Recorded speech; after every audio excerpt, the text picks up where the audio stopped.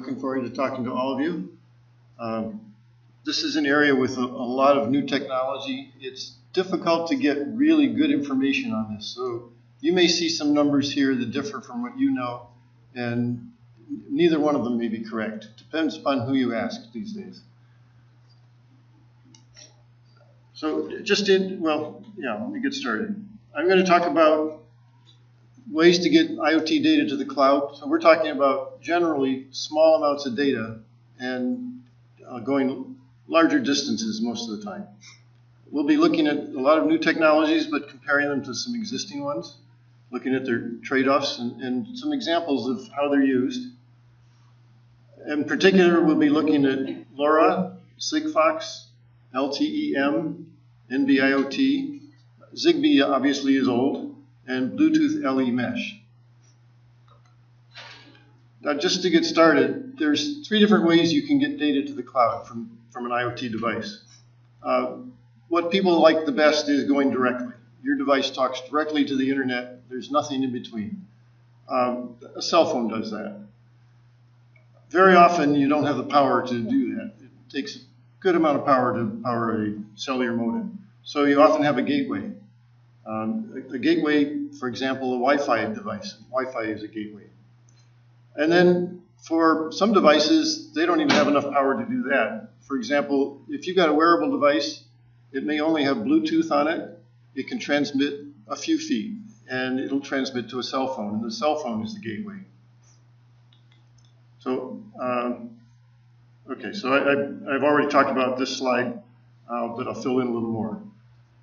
The problem with cellular... You're bypassing a whole lot of infrastructure there.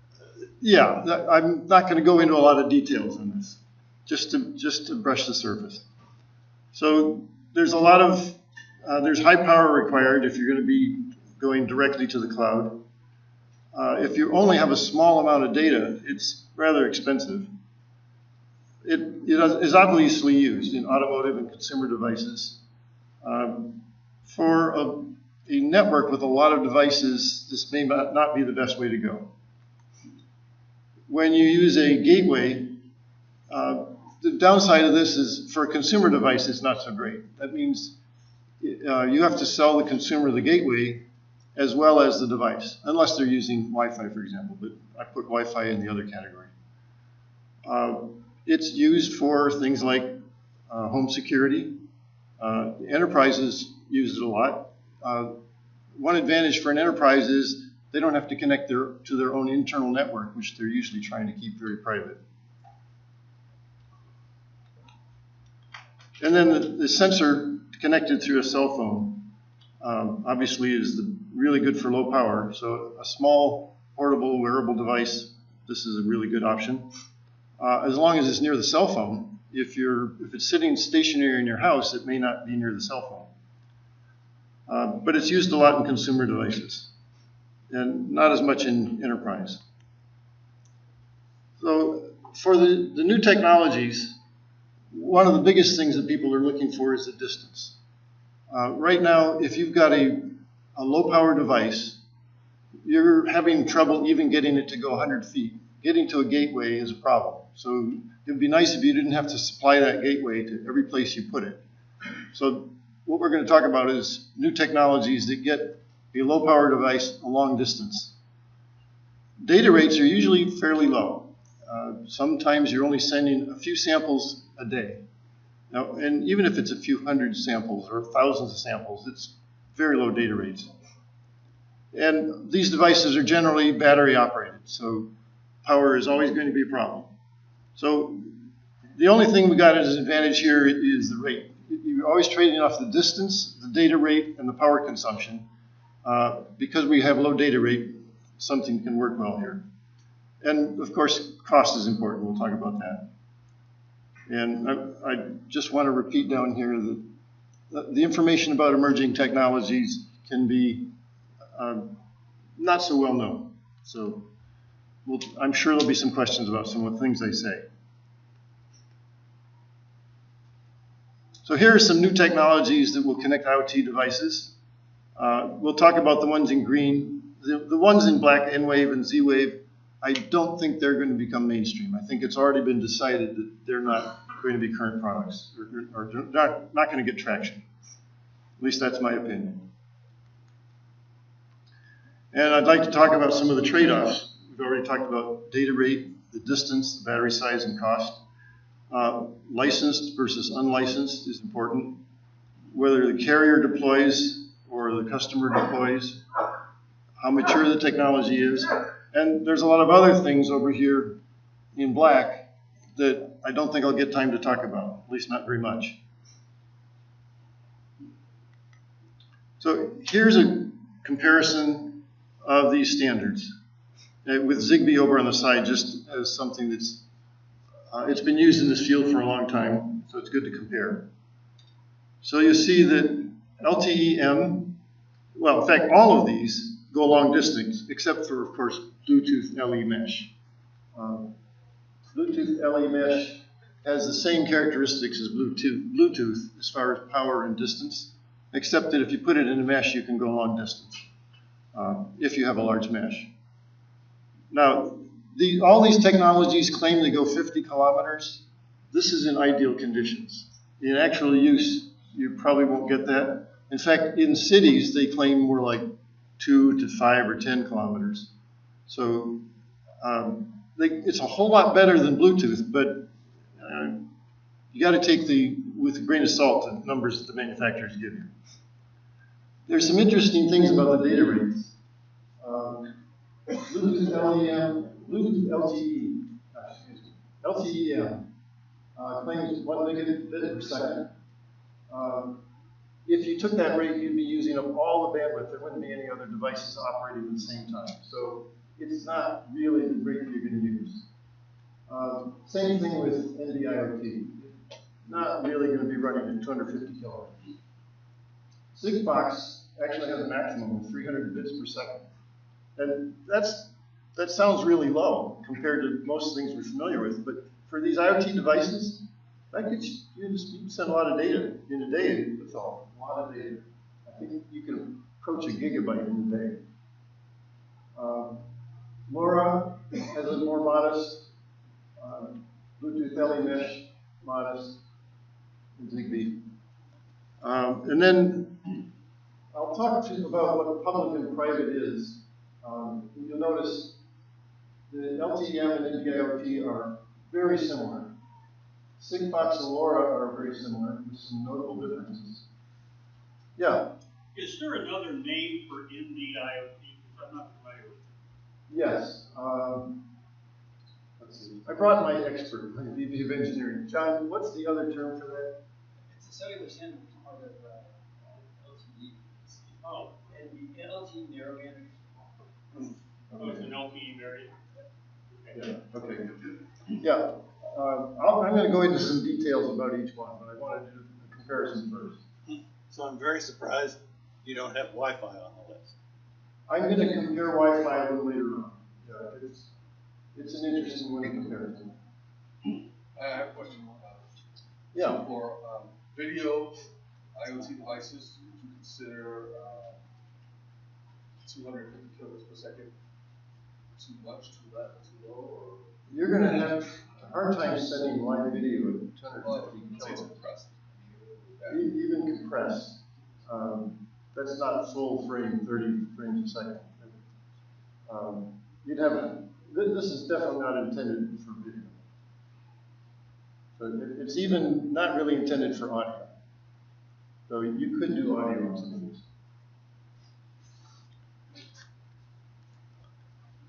So let me give you a few examples of where you would use these.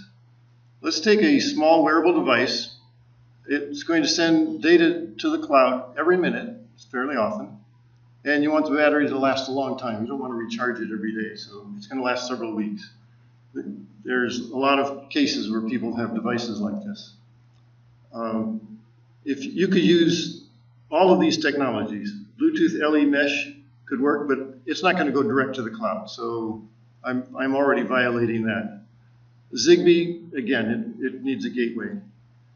LoRa can go directly to the cloud with a service provider, but LoRa also has the opportunity of you provide the gateway, because right now service isn't available most places. So you might have to provide the gateway. Sigfox only goes directly to the cloud. You don't have a gateway. So if there's no service, you can't use it. Now, I don't know what that means. I don't know what the interface to the cloud is. So As far as I know, the cloud's a cloud. It's a virtual entity somewhere in the internet. I'm talking about connecting to the internet. So Through what? Sigfox, you connect through a service provider, just like you do with a cell phone. So LTE-M and NB-IoT, So it's a cellular. It's a cell phone infrastructure. Well, yeah. For LTE-M and NB-IoT, it is a cell phone infrastructure. For Sigfox, it's a different infrastructure. It's not cellular. But similar. But similar. It's a service provider like that, yes. So all these technologies work for this one. If we get to this is a small device where we want to send data a mile every hour, and the battery's going to last for a year. Right now, before these new technologies, you couldn't do that. So this is something new that you can do with LoRa and Sigfox, and also with LTE-M and NB-IoT. For this device, we'll get into the cost. The charges may be a problem for the cellular-based ones. And again, LoRa might need a gateway. And now here's another one where you want to transmit the data a mile every minute, and you want the battery to last for a year. So this is a faster data rate. This is something you can actually do with LoRa. Getting the battery to last for a year, the NB-IoT, the cellular-based ones probably aren't going to be able to do that. They do claim you can do that, but it's a 5,000 milliwatt, 5 watt hour battery. That's not a portable device. So Bluetooth LE mesh could do this, but again, you'd need a gateway or a really, really large mesh if you covered a mile. So the private and public. A private network is one where you control both ends. You install a gateway to the internet, you have the devices, it's all your network. It may be going over using a frequency that's available to others. It might be one where it's shared and you could get interference, but it's a private network. You can install it anywhere you want. You could be inside a building. It could be in places where there's no service from others. Typically, it's unlicensed spectrum, so interference can be an issue there. You have to pay for both ends, so that's why for consumers it can be inconvenient. But there's no monthly fee. Once you've installed it, you're all set. With the public, this is cellular, or things like it. So the service provider provides one end. The advantage is it's easy to roam, but if they haven't provided a service, then you can't use it there. So cellular now is pretty widely adapted all over, but there's still places where it doesn't work. I was in Eastern Oregon recently, and outside the cities, there's no cellular connection. With these new technologies, it's much, much more limited. These use a licensed spectrum, so there should be an advantage that not so much interference, but you've all had the experience of your phone call dropping because there's too many people using it. So to me, that's almost the equivalent of having interference with an unlicensed spectrum. You have a monthly charge, which is pretty significant on a public network. Now, I want to differentiate between LP WAN, this is low power WAN, and cellular IoT. The LP WAN is, that's the things like LoRa and Sigfox. And cellular is the LTE-M and NB-IoT. They're based on the cellular network. So that answers the question you had earlier. So when I talk about LP WAN or cellular IoT, that's the difference. So now let's talk about some of the details about each one of these technologies. LoRa actually can be a public or a private network. The intention is that they're going to be building it out, and you'll have LoRa available just like you have cellular coverage available wherever you go. It's certainly not that way yet. The next slide will tell you a bit more. And it runs, let's see. Well, right now, Senet is the only company in the U.S. that's installing base stations. There's a disadvantage to not having competition. That generally affects the price. We'll see what happens in the future. LoRa is very low power, or it can be very low power. Now, if you want to transmit a lot of data a long distance, the power goes up. And I'll have some numbers for you shortly. It's really intended for sending infrequent messages. It's not intended for things like audio.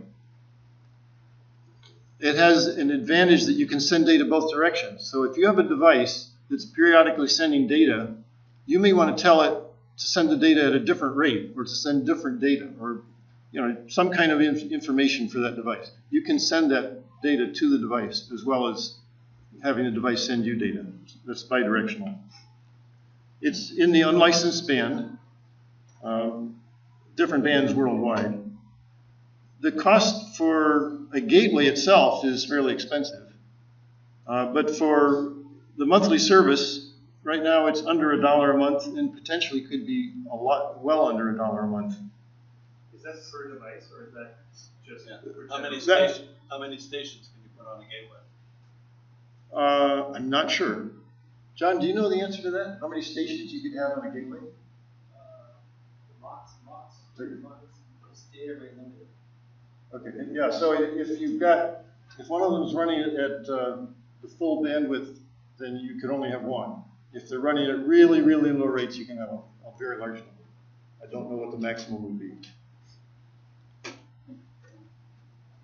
So let's talk about, yes. Is latency a consideration? Yes. Because when we talk about data rate and latency are quite the same. Yeah. Latencies, I've not got a lot of, I've got a little bit about latency, but LoRa is pretty good about latency. But if the devices are normally going to sleep between transmissions. So the technology can do a fairly short latency, but if you go to sleep for an hour before you transmit again, and you try to tell that device something, it's not listening. So you essentially have a 1 hour latency. So let's take a look at how well adapted LoRa is. It right now is available in the US and Australia, New Zealand, Taiwan, and the Netherlands. That's pretty good, but there's some countries where it doesn't exist.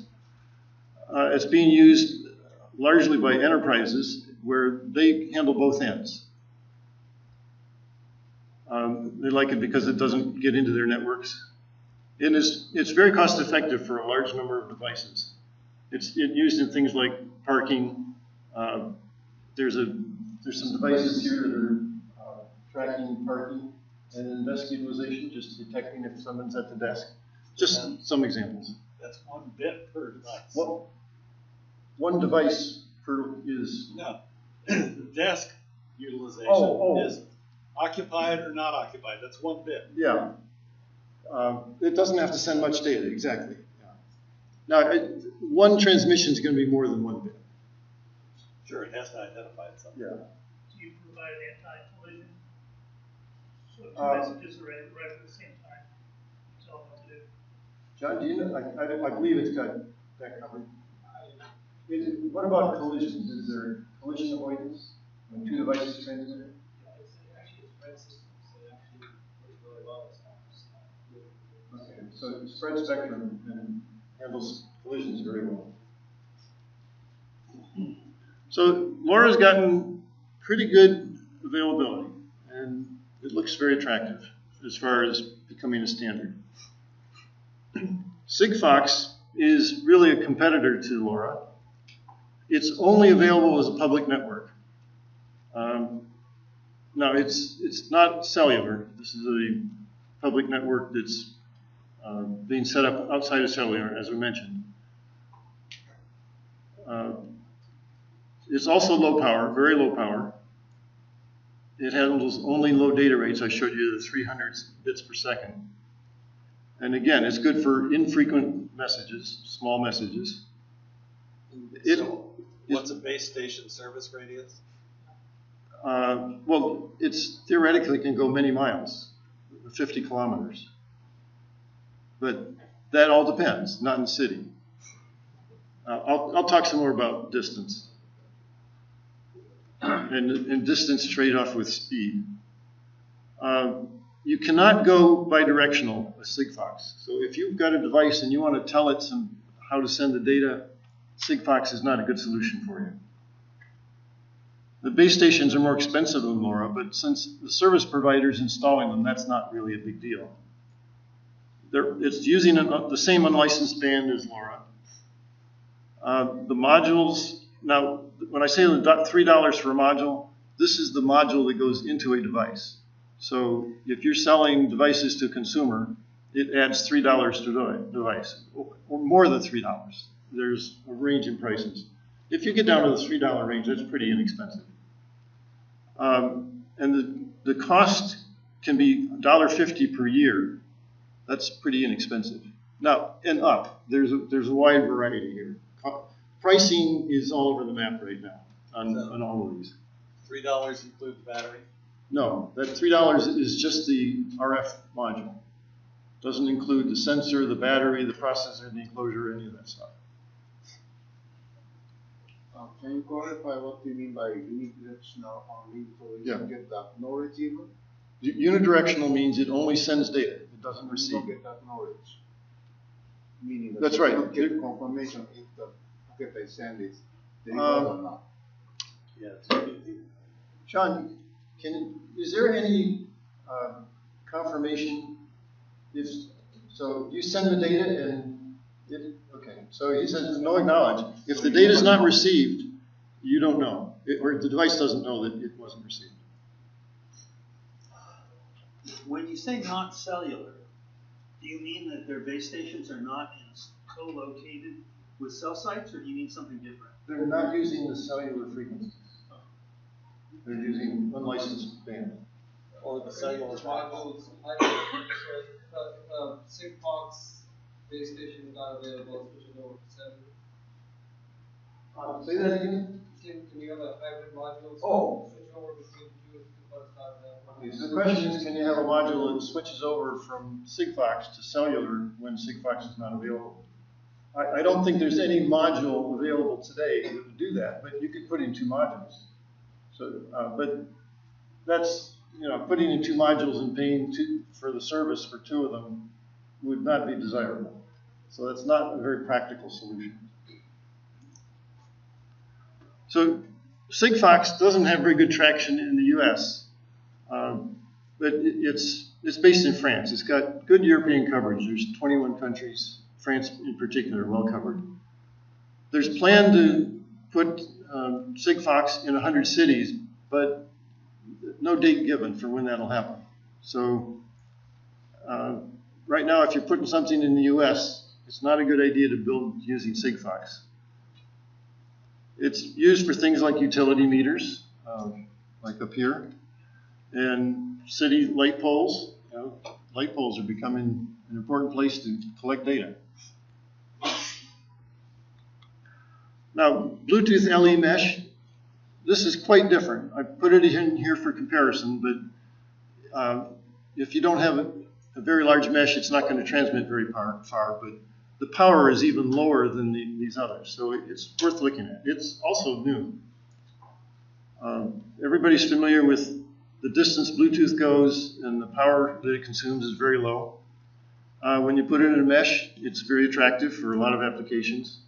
And this one is on a private network, typically connected to phones or tablets. It's just been announced. It's been in the works for a while, so people have known of it, but it's just announced. They expect to actually have the first devices shipping next year. And a few smartphones and a few tablets have the capability. So it's pretty new, but it's good to know what's coming. And this is really designed for home automation. If you put a mesh in a home, then all the devices can communicate. So this would be a software add-on to a phone or tablet that had Bluetooth. I believe it's more than software. It's primarily software. John, do you know if there's any hardware change in Bluetooth LE to make it mesh?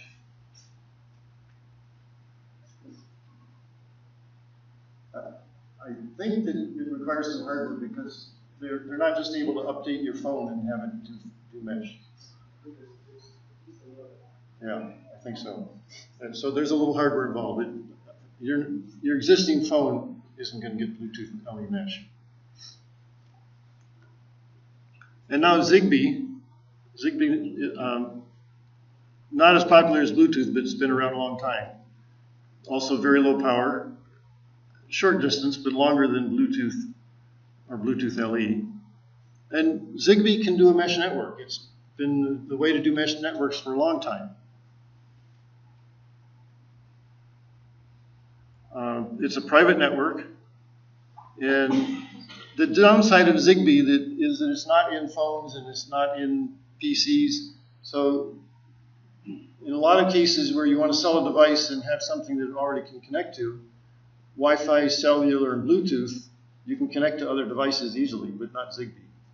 So it's used in applications where that's not important. So it was introduced 14 years ago, and it's very well established in certain areas. The market's growing slowly, though. But smart metering, it's very popular. Industrial monitoring and lighting. Many lights are provided with Zigbee in them. So this isn't going to go away anytime soon, but it doesn't look like it's going to gain a lot more traction. Now we get into the cellular-based applications, or cellular-based communications. So LTE-M is narrowband cellular.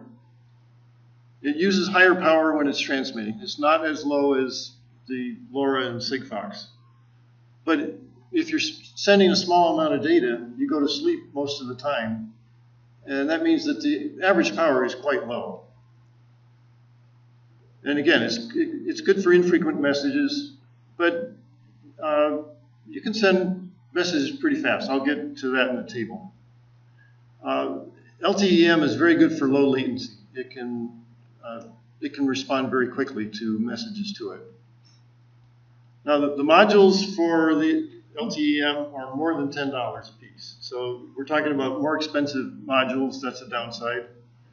The monthly charges, you can see they're kind of all over the map, from 30 cents to $2, depending upon the service provider. I don't know where it'll settle out. I have a feeling that cellular is going to end up costing more per month than LoRa and Sigfox, but we'll see.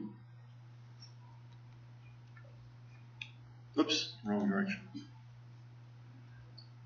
So LTE-M has good US coverage already with Verizon and AT&T. European coverage is growing, but they expect to have good coverage in 2 years, so it's going to be a while yet. It's not yet available in phones or tablets, but that's not so important. If you're going to have a device, it's going to communicate directly to the cloud. And it's being used now in asset tracking and digital signs. So these are things that need more frequent communication, or they're sending larger packets of data than what you'd use for LoRa or Sigfox. And now we'll look at NB-IoT. It's again narrowband cellular. In many cases, it has very similar characteristics to LTE-M. One disadvantage is it's not so good for moving devices. When it disconnects, it takes many seconds to reconnect. And the costs are in the same range. The modules are more than $10. I haven't seen anybody offer it for less than $10 a month. But since prices are changing rapidly, who knows where it's going to end up. NB-IoT is primarily in Europe China is installing it aggressively, but not much in the U.S. T-Mobile says they'll have it in 2018, so coming soon. And Sprint, they haven't decided, but they said they might do it. Especially if they merge with T-Mobile. Yeah. Yeah. Mergers would change everything. The NB-IoT was a leading contender, and then they had technical issues, so it fell behind LTE-M in development. And it's only recently did they make final updates to the specs. It's very good for gas metering, agricultural sensors, and municipal lighting. So now let's take a look at a chart to compare them.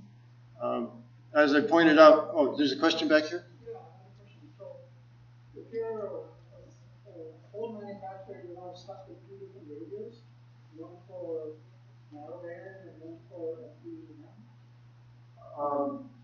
Well, if you are designing a device, not you're stuck with trying to pick one or the other. typically a device doesn't need to have both cellular and narrowband, so you're going to be one or the other. You've got carriers who are taking two different routes. You've got T-Mobile on one side and AT&T on the other. So the phone depending on Oh, as far as the device, yeah, one of them is doing the IoT, one maybe doing LTE. I'm sorry? if you're looking for a gateway for your device to talk to. Well, the cellular suppliers are providing gateways, so you don't have to provide that. But their gateways have to be able to accept what you're sending. And I don't believe anybody's offering both LTE-M and NB-IoT. So this is kind of like problems we've had before with new technology. You get one technology with one supplier and another technology with the other supplier, and one of them may end up being the winner, but we don't know who it is now. I don't know if I answered your question. Oh, I mean, if I'm designing a device today, we really don't know whether I should be picking one or the other, because obviously you can't put two radios in the same device to make it power. Yeah, so the question is, how do you choose what device to use today? And I don't know. It's too early. The winner is not clear. Yes. Is NB-IoT, what cellular network is it based on? Is it also LTE or is it a different cellular network? 3G? It's based on LTE. It's also LTE. Yeah. So let's compare the data rates, the distance, and the power. First, I'll do it for the LPWAN, the lower power devices, and compare them to some standards that we know. So we've got LoRa and Sigfox. You'll see that when we get to a long distance, they're the only contenders. At 50 meters, Zigbee works.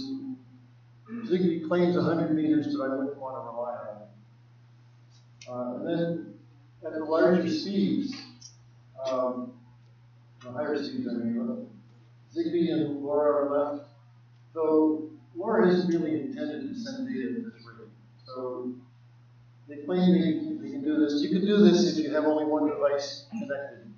But normally you're going to have a lot of devices. So are all of these assuming non-directional antennas?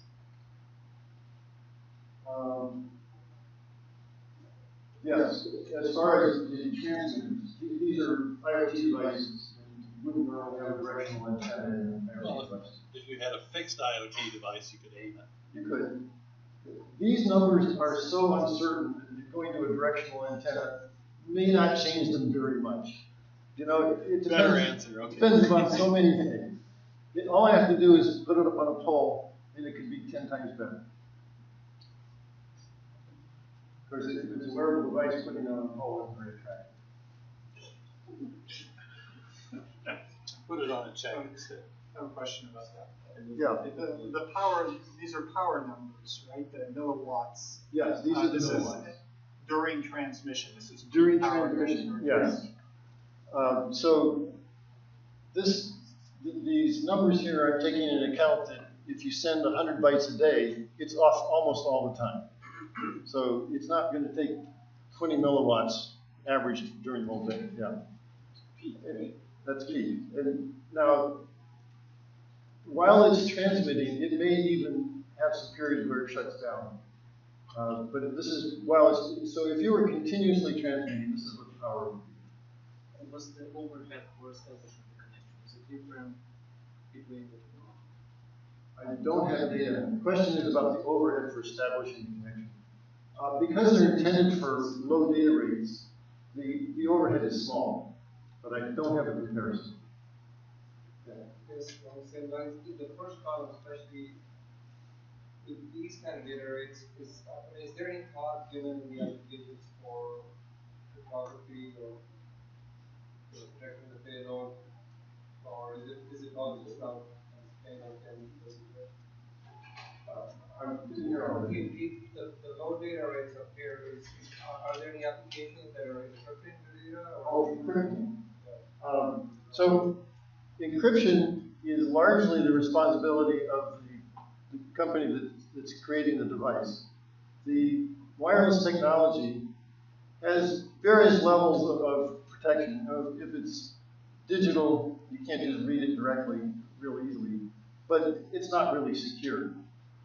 So if you want to have security in the data, then you're going to need to encrypt it before you send it. Well, I think maybe it will help clarify a lot of things. I mean, basically, this right here, you're saying is just RFPA peak power. That's it, correct? Yes. Okay, so that means, I mean, in terms of an application, what you do, the device and everything, that's all completely normal outside of the data you're showing. There's nothing to do with this. Is there RFPAs that could go into anything, an application, yes. High power, low power, a lot of overhead, encryption, no encryption? I think that helps to really clarify. You're focused on just peak RFPA power just transmitting in a widget. Yeah, so the device is going to have a sensor that's consuming power. This device, the transmission is going to be shut off most of the time. All of that is a separate consideration. Right, because I mean, before, the only thing you kind of indirectly quantified, right, you were showing battery life, right, but that's device power. So I don't know if you were quantifying that specifically in regard to this RFPA peak power, or if you had some example widget or device in mind that took advantage of one of these, and that's what you're basing your battery life calculation on. When I'm talking about battery life, I'm focused on the RF part, but you can certainly have a device where the RF is minor compared to other things going on. Right, so your battery life, as you expressed it, is only if 100% of the battery was devoted to RFPA. Yes. Yeah. Okay. All right. Radio battery. Right. Yeah. So, yeah, I'm not considering all the other things that are going on in the device, just the RF. Right. Yes. It seems that the IoT is very similar with LTE-M. What is the main difference between them? Well, the biggest difference right now is where they're deployed. You don't have NB-IoT in the US yet. So that's a major difference. A minor difference is that NB-IoT is, I got to look back myself. No, it's not so good for moving devices. It's got a long latency. When it disconnects, it takes something like 5 seconds to reconnect. So for this sort of thing, that's a long latency. For some devices, that's not long. Depends upon the application. So there's not Can it connect while it's moving? It can connect, but if you move out of range, it disconnects. And takes a while to reconnect. As long as it's within the field of the gateway of its gateway, it can connect while moving. Yeah. For those who didn't hear it, as long as the two devices are close enough together, both in the same field, you can connect with two moving devices, or one device that's moving and a stationary device. It's just that it's not designed for this because of the difficulty of reconnecting, the length of time it takes.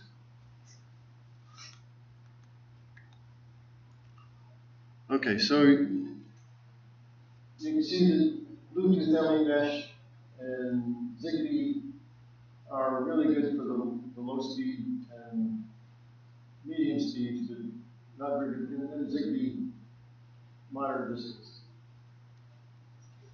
Yes.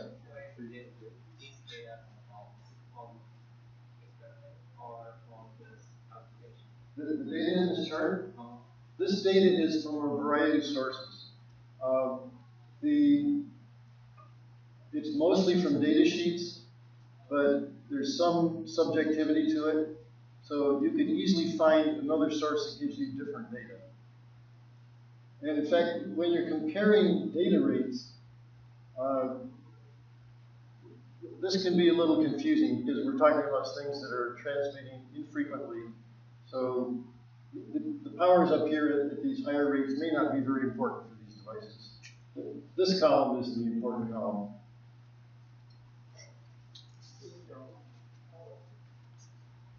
Yeah, so these power numbers here are, take a look at it, the low data rate. This is where this technology is intended. And now if we look at the cellular IoT compared to Wi-Fi, Wi-Fi is actually unique at short distances. If you're 10 meters in cell tower, it may not work. But that's an unusual situation. So in green are the ones we're talking about, LTE and NB-IoT. They can go a long distance, but they're certainly not good for the high speed, where Wi-Fi can handle really high speed. And plain old LTE can get really high speed, but it may not get that speed if you're far from the cell tower. So, and notice these powers here, you don't even have one for NB-IoT. It's probably in this range. So we're in hundreds of milliwatts, where the previous chart, we're in closer to 1 milliwatt. So there's a very significant difference in the power dissipation. But if you're shut off most of the time, it may not even be significant. It depends on the application.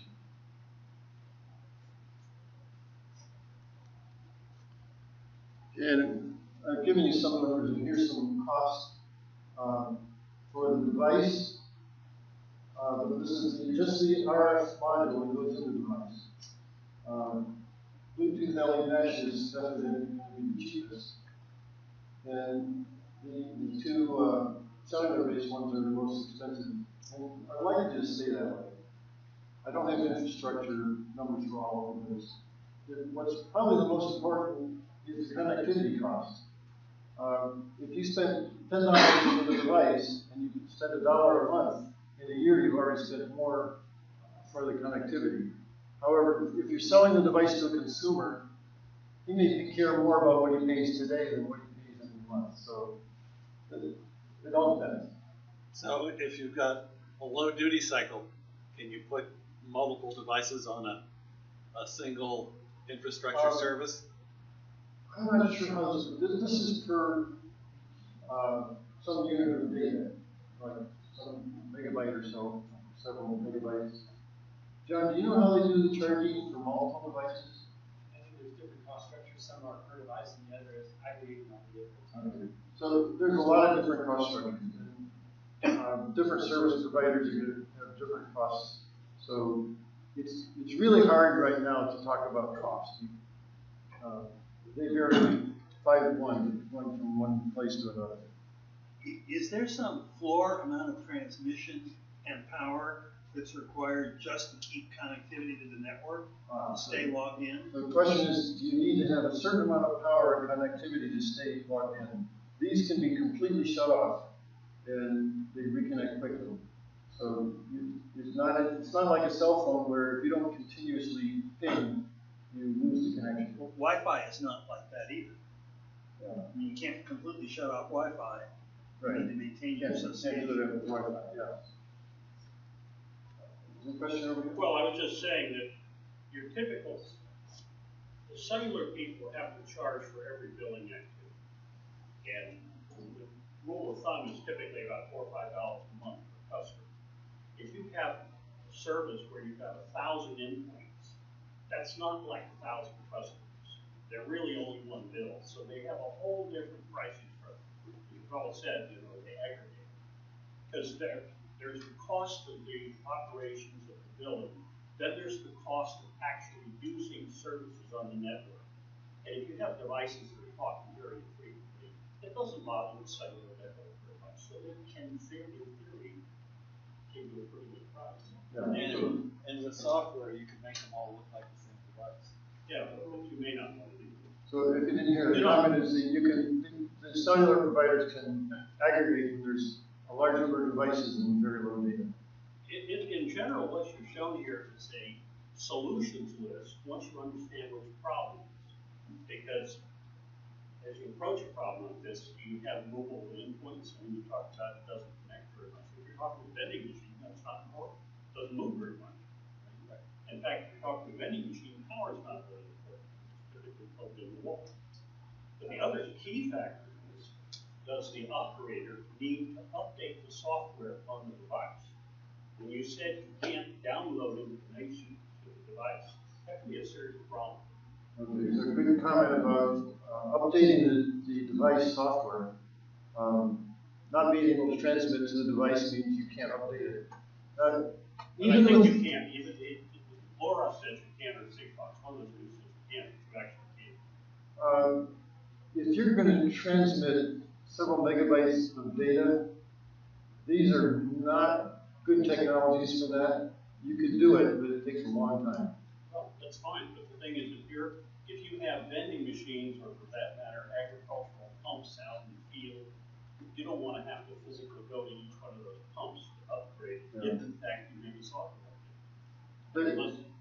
The upgradability, and the ability to download new software, we'll see how that works out, because if everybody started updating devices all over the world, that could have a major impact on the amount of data going over these networks. That could be a problem. The networks don't see each other. You know, you only have to worry about the radio coverage. Yeah.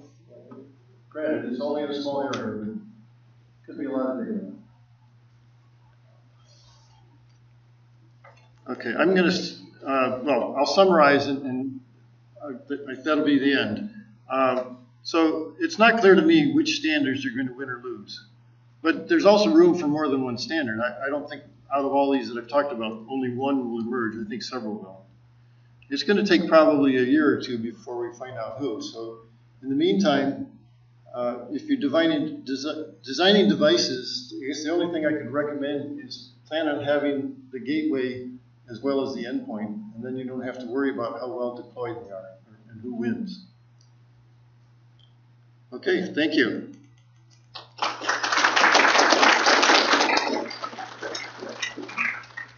Oh, by the way, we'll be putting out an article on this, so if you'd like to get that, just give me your card.